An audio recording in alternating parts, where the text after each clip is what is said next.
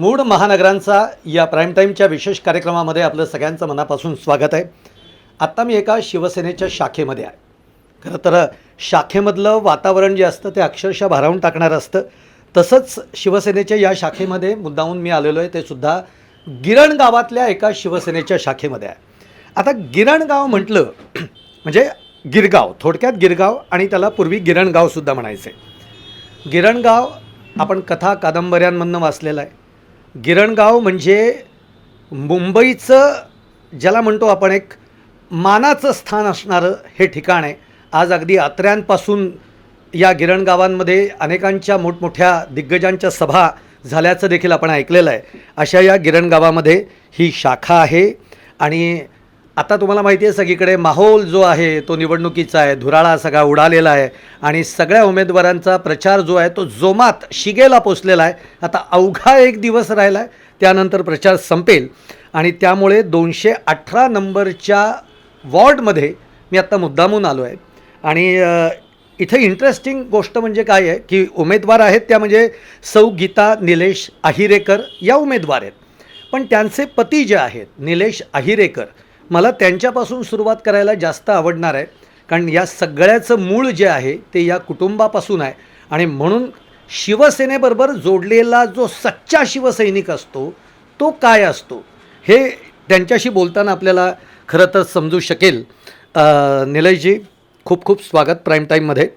म्हणजे गीताजी तुमच्याकडे यायचंच आहे, पण तुमच्याकडे कसं आहे थोडेसे सिरियस प्रश्न घेऊन यावं लागेल, वॉर्डातले प्रश्न घेऊन यावे लागेल. पण मुळामध्ये ना शिवसेना, या शिवसेनेवर मराठी माणूस का प्रेम करतो हे खरं तर यांच्याशी मला बोलल्यानंतर जास्त उमगणार आहे. निलेशजी, अगदी तुमचं कुटुंब जे आहे ते सगळंच एक समाजकार्याला वाहून घेतलेलं आहे. आज अत्यंत सगळ्या खडतर प्रतिकूल परिस्थितीतनं तुमच्या अहिरेकर कुटुंबाने ही वाटचाल केलेली आहे.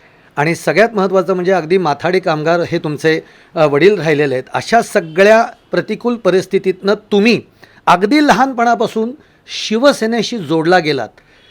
मला माहिती आहे तो सगळा काळ जो आहे तुमच्या लहानपणात तो शिवसेनेने भारावून टाकणारा काळ होता. तेव्हा बाळासाहेबसुद्धा होते, त्यांचे विचार, त्यांची भाषणं. काय म्हणजे कसे तुम्ही या सगळ्याशी जोडले गेलात हे ऐकायला आम्हाला जास्त आवडणार आहे. तुम्ही मगाशी म्हटलं, पहिलं गोष्ट तुमचं स्वागत आमच्या शिवसेना परिवारामध्ये. धन्यवाद. आणि शिवसेनेचा जन्म मुळातच मराठी माणसांसाठी झाला. आणि त्यावेळेला मराठी माणसांना जो डावललं जायचं 1966-60 सालानंतर, नोकरी असो किंवा कुठच्याही वेगवेगळ्या विषयांमधून मराठी माणूस हा जाणीवपूर्वक डावलला जात होता. त्याच वेळेला मग म्हणजे त्यावेळेला मद्रासी किंवा साऊथ इंडियन अशा लोकांची तिकडे मक्तेदारी होती प्रायव्हेट सेक्टर्समध्ये. बाळासाहेबांना नंतर ते कळलं की जाणीव झाली साहेबांना, तेव्हा म्हणून साहेबांनी त्याच वेळेला नारा दिला, हटाव लुंगी बजाव पुंगी. मग त्यानंतर मग ते सगळं मराठी माणसांसाठी मग ते स्थानिक लोकाधिकार समिती स्थापन केली, भारतीय कामगार सेना स्थापन केली, अशा बऱ्याच संलग्न समित्या स्थापन करून मराठी माणसांना त्यांनी तिकडे सामावून घेतलं चांगल्या चांगल्या कंपन्यामध्ये. त्यानंतर तो प्रवास असा चालू झाला. मग त्या प्रवासाचं म्हणजे मग लोकांची ती हे झाली आणि आम्ही पण त्या प्रवाहामध्येच हे गेलो. दंगलीमध्ये 1992मध्ये बाळासाहेबांनी ज्या पद्धतीने शिवसैनिकांना आदेश दिला आहे त्यावेळेला असं साहेबांनी कोणी असं सांगितलं नाही की ठराविक लोकांच्या माणसांना वाचवा. परत ज्या लोकांनी बाबरी मशीद पाडली ते सुद्धा म्हणजे सगळे शिवसैनिक तर होतेच, त्याच्याबद्दल प्रश्नच नाही, पण ते लोक पण त्याचं हे करायला घाबरत होते की आम्ही पाडले.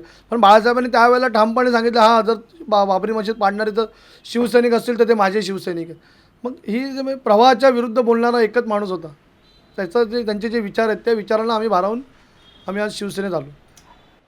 तुम्ही कधीपासून साधारणतः शिवसेनेशी निगडीत राहिलात आणि कोणत्या कोणत्या जबाबदाऱ्या या तुमच्यावर आल्या आणि त्या तुम्ही अगदी ज्याला म्हणतात की हिरिरीने त्या सगळ्या पार पाडलेल्या आहेत? बघा, राजकारणाचा जो प्रवास असतो तो पहिल्यांदा एखाद्या छोट्या मंडळातून आणि एखाद्या संस्थेतून चालू होतो. आमच्या इथे गिरगावात एक मोठं मंडळ आहे, गिरगावचा महाराजा. त्या मंडळाचा गेले जवळजवळ 25 वर्ष मी अध्यक्ष आहे. पण त्या प्रवासातून ते मंडळाचा प्रवास सुरू करत 2010पासून मी विद्यार्थी सेनेचं काम करायला लागलो. मग 2010पासून विद्यार्थी सेनेचं काम करत होतो. त्याच्यानंतर समाजसेवेची तर आवड मला मंडळात असल्यापासूनच होती. आणि आम्ही बघत होतो शिवसेना कसं काम करते लहानपणी, म्हणजे आम्ही शाळेत असल्यापासून बघतोय. त्यानंतर तो प्रवास वाढत गेला. 2010ला मी विद्यार्थी सेनेचं काम केलं, नंतर 18ला मी शाखाप्रमुख झालो. 18ला शाखाप्रमुख झाल्यानंतर लगेचच कोविड आलं. मग ते कोविडमध्ये सुद्धा जसं बाळासाहेबांनी 1992मध्ये जे आदेश दिले तेच आदेश उद्धव साहेबांनी दिले. तेव्हा उद्धव साहेबांनी अख्ख्या भारतामधलं पहिलं लॉकडाऊन कोणी लावलं असेल ते उद्धव साहेबांनी, आणि हे सगळ्यांनी बघितलं आहे. उद्धव साहेबांचं काम बघितलं. त्यावेळेला ते मुख्यमंत्री होते. येस. तुम्ही काल सभेला गेला होतात? हो, गेलो होतात. आता तुमचं हटाव लुंगी बजाव पुंगी हे खूप वर्षानंतर काल पुन्हा एकदा सभेमध्ये ऐकायला मिळालं. नाही, बरोबर आहे. कारण का ते परकीय आक्रमण आहे. महाराजांनी 350 वर्षापूर्वी सुरत लुटली, त्याचा राग काढतायत का असं व्हायला लागलं आहे. आणि खरोखरच म्हणजे मराठी माणसांवर आता अन्याय व्हायला लागला आहे. त्यामुळे मग ते बाळासाहेबांनी जो त्यावेळेला जो आदेश दिला, त्यावेळेला जो नारा दिला, त्याची आता खरोखरच गरज आहे. आणि मग ते काल ओपन झालेलं आहे. तर आता हा सगळा प्रवास, हा कौटुंबिक सगळा प्रवासाचा वारसा हा तुम्हाला त्याच्यातनं मिळाला. कायम असं असतं की पतीच्या मागे साथ असते, खंबीर ती त्या पत्नीची असते. आणि जेव्हा सामाजिक कार्यामध्ये किंवा अशा पद्धतीने पक्षाशी काम करताना वेळ हा त्या पुरुषाला मिळत नाही. अशा वेळेला महिलेलाच ते आपल्या सगळ्या घराची जबाबदारी, मग सगळ्याच गोष्टी हे सगळं पार पाडावं लागतं. ही खंबीर साथ तुम्ही दिलेली आहे. तो सगळा प्रवास कसा वाटतोय तुम्हाला? आणि आज उमेदवारी मिळते आहे त्याच्यावर येऊच, पण ही साथ जी आहे ती फार महत्त्वाची आहे. पहिल्यापासून बाळासाहेब ठाकरे, उद्धवजी साहेब ठाकरे त्यांच्याबद्दल ऐकत आलो आम्ही. माझ्या मुली पण आणि मी पण. त्यामुळं आम्हाला थोडी प्रेरणा पण मिळते आणि त्यातून आम्ही थोडं शिकत पण गेलो. त्याच्यातून मी रेशनिंग कमिटीवर पण मी सदस्य होते. मी बऱ्याच जणांची कामं पण केली रेशनिंग कमिटीवर असताना. त्यामुळे अशा ओळखी वाढत गेल्या. आणि मग शाखेत जास्त येण्याचा प्रसंग नाही आला माझा, पण थोडं माझी ओळख पण होत गेली अशी. आणि मी सगळ्यात मिक्स होत गेले. तुम्ही सगळ्यात मिक्स होत गेलात. एक लक्षात आलं का तुमच्या की त्या खूप कमी बोलत आहेत, आणि कमी बोलणारी माणसं असतात ना ती जास्त काम करत असतात. जास्त काम करतात ते खूप कमी बोलतात, आणि जे नुसतेच बोलतात ते काही तुम्हाला माहिती आहे, त्याच्याबद्दल आपण काही बोलायला नको. पण एक पक्षाने जबाबदारी दिली आहे आणि अत्यंत महत्त्वाची जबाबदारी दिली आहे. आज या 218मधनं त्यांना उमेदवारी मिळालेली आहे. एक प्रकारे हे जे कुटुंब शिवसेनेबरोबर ज्या पद्धतीने प्रामाणिक राहिलं, आता मधल्या काळामध्ये काय काय घडलं 2022ला हा इतिहास काही मी तुम्हाला सांगायला नको. त्यामुळे अनेक जण लोक सोडून गेले, मी म्हणणारी लोक पक्षाला सोडून गेले, उद्धव ठाकरेंना सोडून गेले. पण अहिरेकर कुटुंब जे आहे हे पक्षाच्या बरोबर राहिलं, आणि आज त्याचं फळ आपण बघतो. कसं बघता याच्याकडे? हा वॉर्ड महिला राखीव झाल्यामुळे, आणि या वेळेला कुठच्याही परिस्थितीत भाजप असो किंवा शिंदेगड असो, त्यांना आम्हाला हे करायला मराठी माणसाच्या अस्तित्वासाठी आणि मराठी माणसाच्या अस्मितेसाठी. कारण का बाळासाहेबांनी त्यावेळेला सांगितलेलं, जो महाराष्ट्रात जन्मला तो मराठी, मग तो कुठच्या जातीचा असून दे. कारण त्यावेळेला साहेबांनी दिलेलं जात गोत्र धर्म अमुता शिवसेना, आणि ते करण्यासाठी कुठच्याही परिस्थिती, कारण ती जरी घरी असली, ती जरी नवीन असली, कारण का बरेच लोक टीका करतात, त्याबद्दल प्रश्न नाही, आम्ही त्या टीकेला उत्तर देतो. पण मी जे पक्षासाठी आणि लोकांसाठी जे काम केलं त्या कामाच्या जोरावर हिला, कारण महिला राखीव झाल्यामुळे, आणि साहेबांना पण वाटलं बाबा ही सीट निघू शकते. कारण बाळा एरेकरने जे काम केलं कोविडमधलं असो किंवा या मधल्या 10-15 वर्षातलं असो, आणि जनसंपर्क महत्त्वाचं म्हणजे मंडळाचा जे संपर्क आहे, लोकांशी संपर्क असल्यामुळे साहेबांनी ती नियुक्ती केली. याचं कारण असं आहे की ज्या तऱ्हेने भाजप मुंबईतलं आणि महाराष्ट्रातलं मराठी पण संपवायला निघाले, खरं तर मराठी माणसाला उद्ध्वस्त करायला निघाले असं म्हटलं तर वावगं ठरणार नाही. टॉवरच्या टॉवर उभे राहतात, आणि त्या टॉवरमध्ये मराठी माणसाला एक्सेस नाही आहे. तर एखादा तेवढ्या ताकदीचा असेल मराठी माणूस आणि त्याला जायचं असेल तर त्याच्या खाण्यावर बंधन आहे की इधर ये नाही, मच्छी नाही खाणे का, नॉनव्हेज नाही खाणे. आणि म्हणून हे स्वतःचे एक संस्थानं निर्माण करतायत अगदी बाजूबाजूला नाक्यावर. आणि तो मूळचा मराठी पण असलेला प्रभाग आहे. तो प्रभाग आता जवळजवळ दुर्दैवाने मराठी माणसाचं कुटुंब वाढत चाललं, तसतसा मराठी कुटुंब, एकत्र कुटुंब जे होतं ते विखुरलं जात चाललं, आणि त्यामुळे मराठी टक्का कमी होत चालला, आणि ह्यांचा टक्का टॉवरच्या माध्यमातून उंच होत चालला.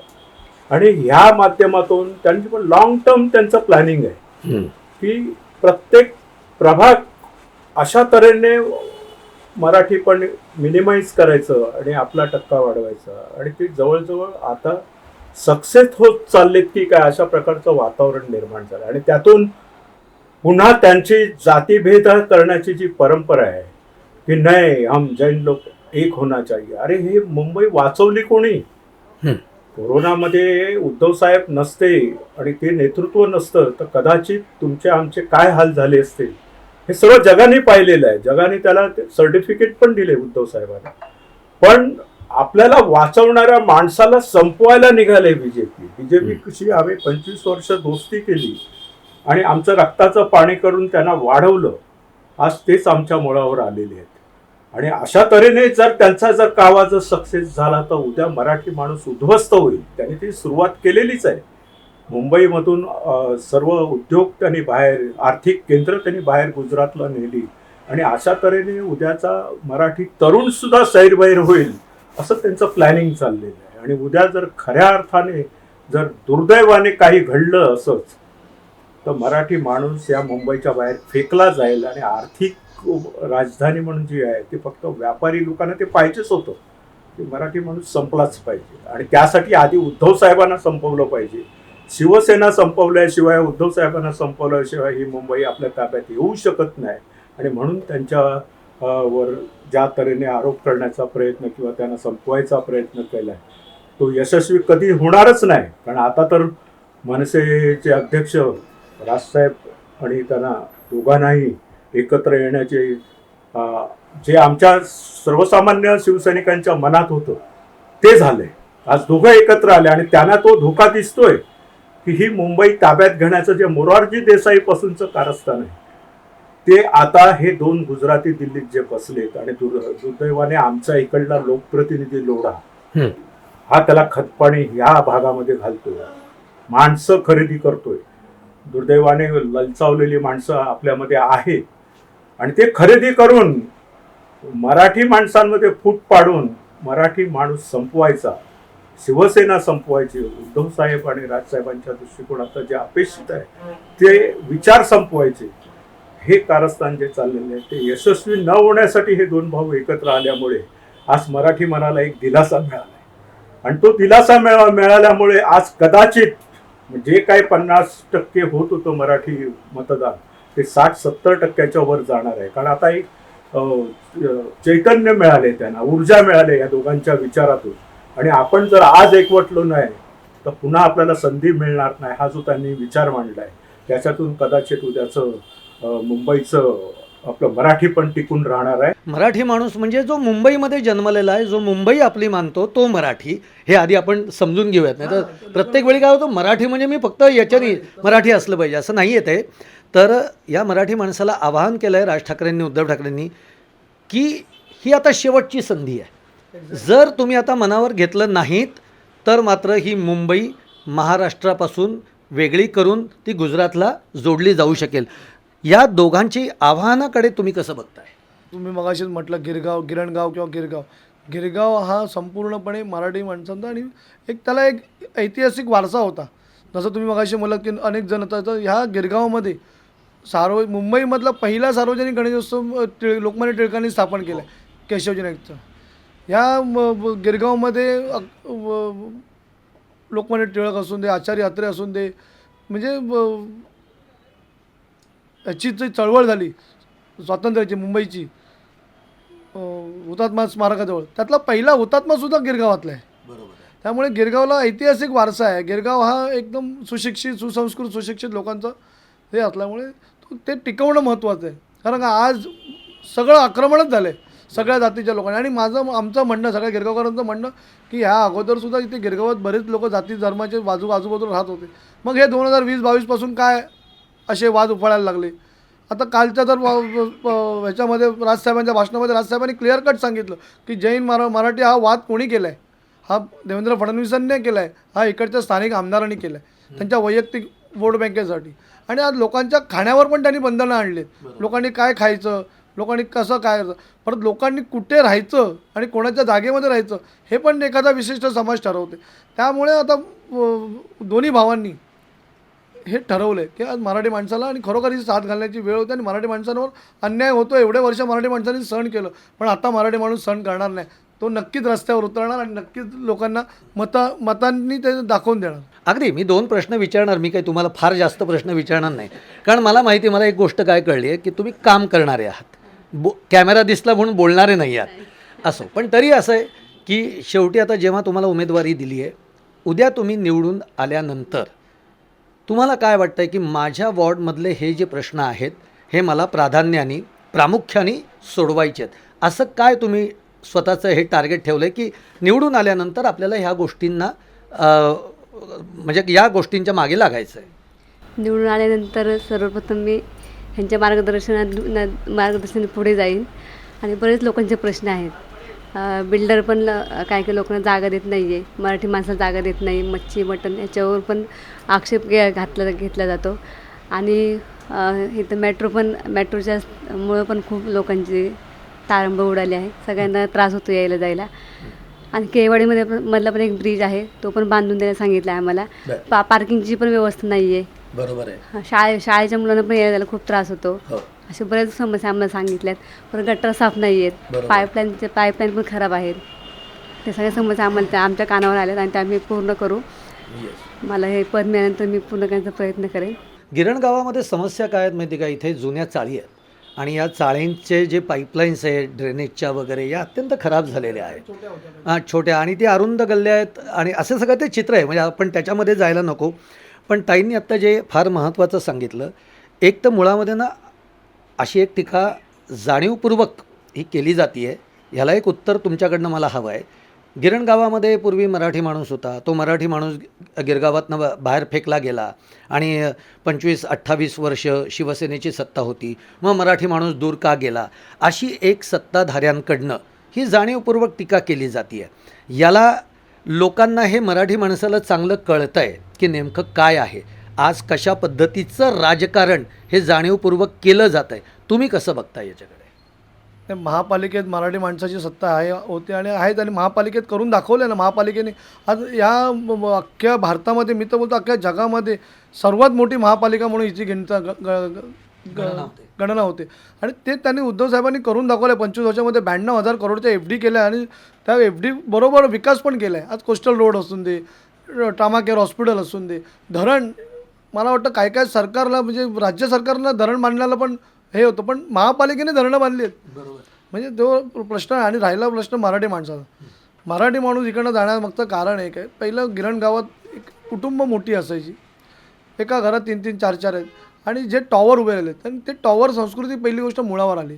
आणि त्यासाठीच आम्ही आता मला वाटतं हा प्रश्न आमचे जे आमदार आहेत अनिल परब, त्यांनी तो ह्याच्यामध्ये विधानसभेत केला आहे की एखाद्या टॉवर जर गेला तर त्या टॉवरमध्ये त्यांची म्हणजे घरं घेण्याची क्षमता, कारण का 1.5-1.5, 2-2 करोडची घरं, 6-6, 7-7, 10-10 हजाराचं आहे मेंटेनन्स. आणि आता म्हणूनच मी जसं आम्ही आता बोलणं झालं आहे की त्यावेळेला अनिल परमाने सांगितलं आणि मी आमच्या गिरगावातल्या सगळ्या डेव्हलपर, सगळ्या विकासकांना सांगतो की जर, आणि तुमच्या माध्यमातून मी सर्व जनतेला पण सांगतो की ह्या वेळेला जर आपलं महापालिका येणारच, जर तरची गोष्ट नाही आम्ही करणारच आणि गिरगावातसुद्धा आम्ही भगवा झेंडा रोवणारच. तर येणाऱ्या पुढच्या 5 वर्षामध्ये जेवढे विकासक आहेत, जेवढा विकास करतील त्या विकासकांना आम्ही ठासून सांगितलं आहे की तुम्ही ज्यावेळेला विकास कराल त्या विकासामध्ये सेलेबलमध्ये 10 ते 15% घरं ही मराठी माणसांसाठी राखीव ठेवायलाच लागतील, अन्यथा तुम्हाला आम्ही इथे विकास करून देणार नाही. ते सुद्धा परवडणाऱ्या बजेटमध्ये. कारण काय कसं झालं, आता काही काही डेव्हलपर आहेत, एखाद्या माणसाला तुम्ही 40,000 पर स्क्वेअर फीटचा रेट देणार, एखादा मग दुसरा कोण मराठी माणूस आला किंवा असं वाटलं तो मांस मच्छीवाला आहे, त्याला 50,000 60,000चा रेट तो कसा घेणार? कारण आता रेडी रेकनरचा भाव सगळ्यांना माहिती आहे, आम्हाला सगळ्यांना माहीत असतं. त्यामुळे त्याच्यावर ही पहिलं बंधन हे आलं पाहिजे, तरच मराठी माणूस तिथे टिकेल आणि तो आम्ही टिकवणार. तुमच्या वॉर्डमधल्या मतदाराला तुम्ही काय आवाहन कराल? म्हणजे तुम्हाला मतदान करावं यासाठी तुम्ही काय आवाहन कराल? मशाल चिन्ह आहे, त्यासाठी सगळ्यांनी वोटिंग करण्यासाठी मी त्यांना आव्हान करेन. आपल्या मराठी माणसाला एकत्र आणण्यासाठी आव्हान करेन मी त्यांना की तुम्ही मशाल चिन्हालाच वोटिंग करा. आणि बऱ्याच समस्या आहेत आपल्या गिरगावमध्ये, त्या सोडवण्यासाठी पण मी त्यांना आव्हान करेन की तुम्ही मशाल चिन्हाला वोटिंग करा. निश्चित त्यांनी आवाहन केलं आहे. निलेशजी, तुम्ही एक तुमच्या मतदारांना या माध्यमातून. बघा, मगाशीच आपला विषय झाला, मुंबई वाचवण्यासाठी मग तो मराठी माणूस म्हणजे जसं मुंबईत राहणारा, मुंबईत जन्मलेला, बाकीच्या पण समाजाचा जो माणूस असतो तो मराठी.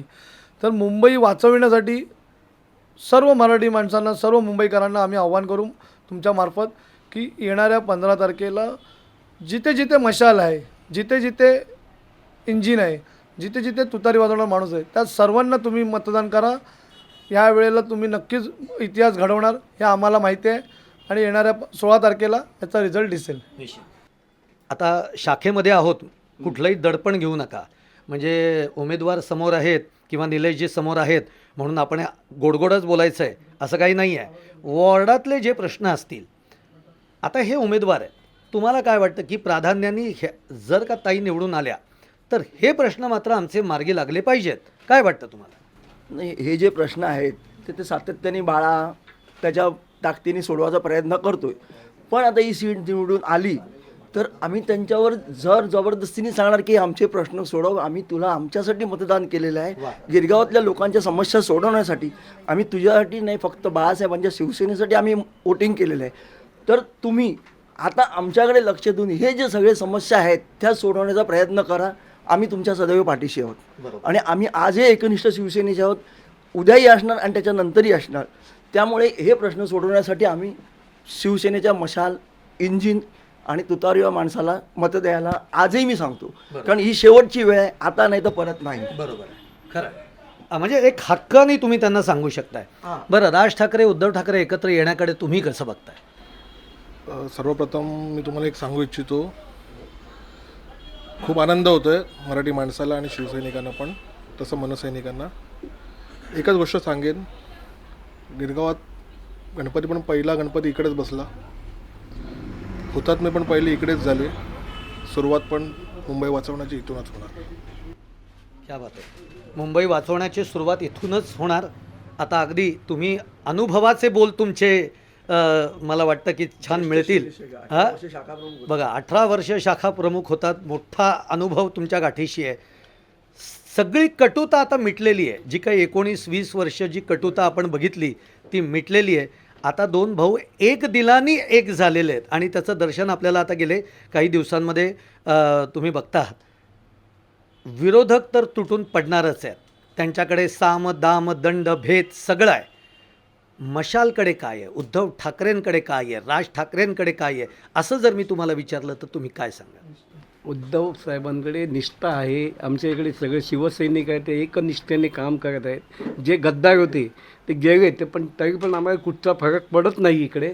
आणि आमचे बाळा एरेकर आहेत, त्यांचं काम एवढं आहे ना की त्या जोरावरती आम्ही इकडे मशाल निवडून आणणार म्हणजे आणणारच. आणि दुसरी गोष्ट की कुठेही आम्ही सगळे जे आहेत मतदार वगैरे त्यांना एकत्र घेऊन आम्ही पुढे जात आहोत. प्रत्येक गोष्टीची सुरुवात गिरगावातनं झाली आहे, त्यामुळे मराठी माणूस टिकवण्याची सुरुवातसुद्धा इथनंच होणार आहे.